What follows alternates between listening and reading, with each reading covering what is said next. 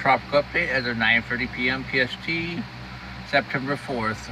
Earl is producing intense convection with clouds colder and minus 80 C over the eastern portion of circulation.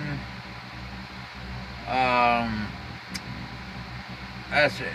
Microwave images show that the low center is displaced to the west of the main convection because of the strong shear from the tut. We can show you this. The LSC is about right here. Here's the convection, here's the shear, which should limit this system over the next 24 hours. But longer term, it will, as it moves north, it will clear the jet and it will find itself in more favorable conditions, and we could have a hurricane very, very easily. So, yeah, I agree with the NAC's forecast about it becoming a major in the next 5 days. Let's look at the NAC's track east of Bermuda, which is in line with all the models. The GFS enablers, hurricane models. GFS enablers take it down into the 960s. The GFS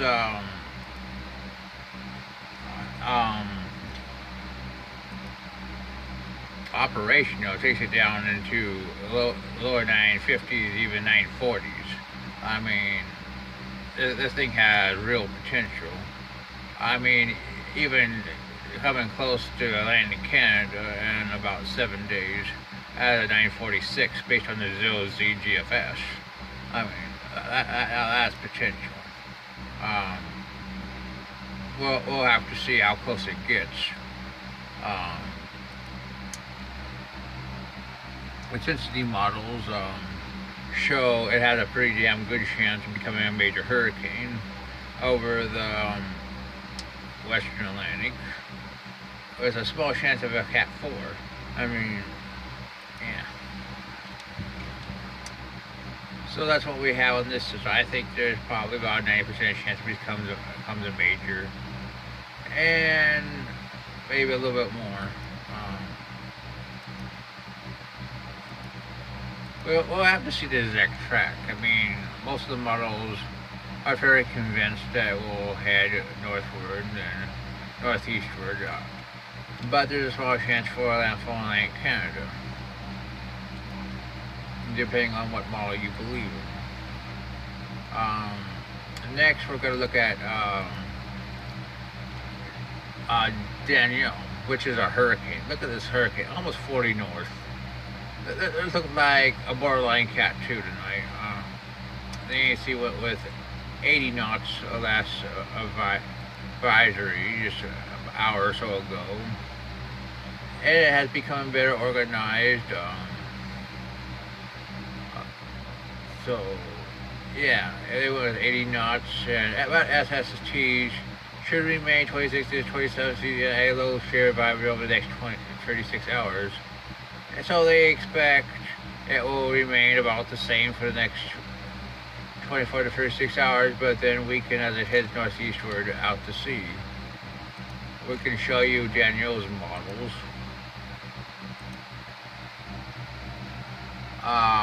Clearly, the ANC showing northeastward to east-northeastward out to sea into colder water, which is in line with all the hurricane models. Yeah, there's a chance we'll probably get a peak in the next 24 hours, probably just below Cat 2, maybe a slight chance of Cat 2. We'll have to see how the definition of the eye gets, but it's actually looking better. I think there is a chance of a Cat 2. This can build some convection to the northeast quadrant. I think it has a decent chance. It'll be slightly stronger than AHC's thinking. But I don't think it has any threat to any land. Now we're going to look at K, which is our new tropical storm in the eastern Pacific. This system has improved. It has 40 knot winds. It's moving 295 by 12 and should continue northwestward. I could show you the models and the track and stuff. Let's show you first the system itself. Clearly has a broad LC right in here. Convection firing near the center. This thing has good banding. This thing should strengthen into a hurricane in the next 24 hours. Under fairly favorable conditions, sea surface temperatures about 29 Celsius. The ANC takes it to 85 knots in 60 hours. High grade. Let's look at the ANC's track.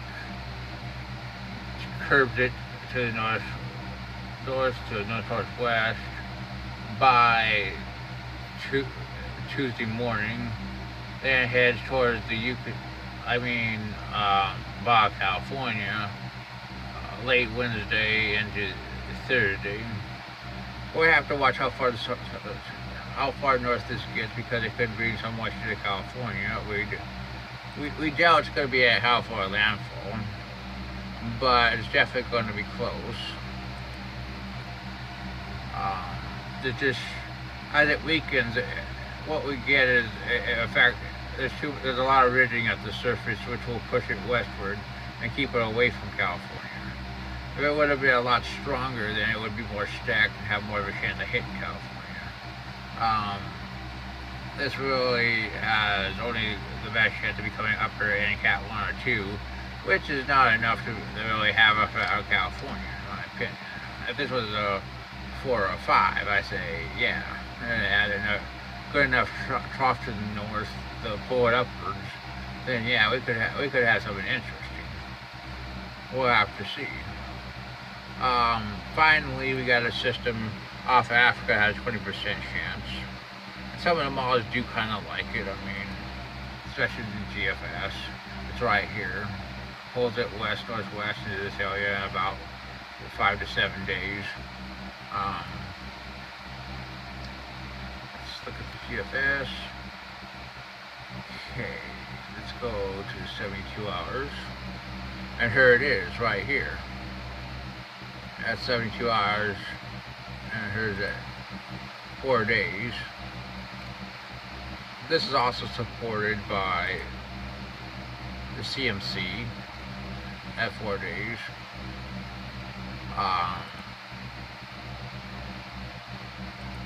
The Icon at 4 days. This thing has honest support. It's worth watching. ECMWF at 72 hours.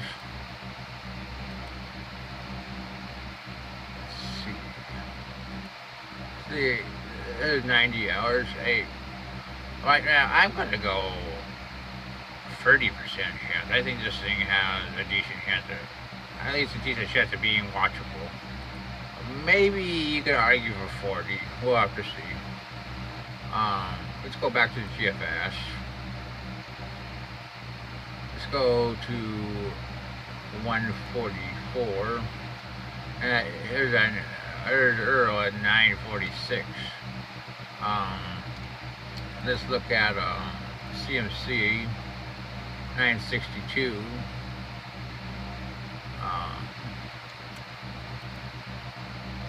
And Icon's way to the south. Because hey, you got a much stronger ridge to the north, which blocks it, which stalls it in the length. There's a chance of this, but no other model really supports this idea, apparently. So that's your tropical update for tonight.